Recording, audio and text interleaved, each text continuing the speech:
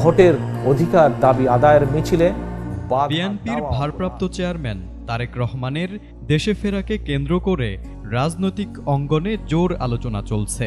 শীঘ্রই তিনি ফিরছেন এমন বার্তা দলটির নেতারা দিলেও তার প্রত্যাবর্তনের নির্দিষ্ট দিনক্ষণ এখনও জানানো হয়নি।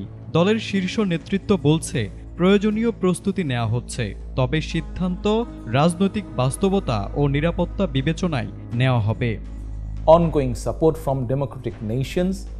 দলীয় একটি সূত্র জানিয়েছে তারেক রহমান আগামী আগস্টের শেষ দিকে দেশে ফিরতে পারেন, যদিও এটি এখনও চূড়ান্ত নয়। আসন্ন জাতীয় নির্বাচন, দেশের রাজনৈতিক পরিস্থিতি ও ব্যক্তিগত নিরাপত্তার বিষয়গুলো তার প্রত্যাবর্তনের সময় নির্ধারণে গুরুত্বপূর্ণ বিবেচ্য বিষয় হয়ে উঠেছে। বিএনপি এবং গণতন্ত্রের পক্ষের আরও ৬২টি। এর মধ্যেই গুলশানের ১৯৬ নম্বর বাড়িতে তারেক রহমানের থাকার প্রস্তুতি চলছে। একসময় এই বাড়িটি ব্রিটিশ আমেরিকান টোব্যাকোর কাছে ভাড়া দেওয়া ছিল, তবে তারা সরে যাওয়ার পর সেখানে সংস্কার কাজ শুরু হয়েছে। ধারণা করা হচ্ছে দেশে ফিরলে তিনি সেখানেই থাকবেন।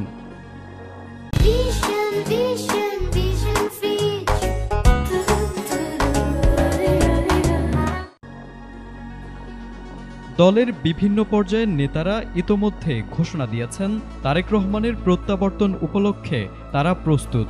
গত ১০ জুন বিএনপি মহাসচিব মির্জা ফখরুল ইসলাম আলমগীর বলেন, তারেক সাহেব নিশ্চয়ই দেশে ফিরবেন এবং শীঘ্রই ফিরবেন।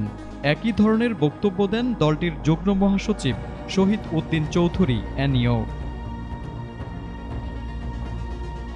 ২০০৭ সালে ১/১১-র সময় তারেক রহমান গ্রেফতার হন এবং ২০০৮ সালে জামিনে মুক্তি পেয়ে চিকিৎসার জন্য লন্ডনে যান। এরপর থেকে তিনি সেখানেই অবস্থান করছেন।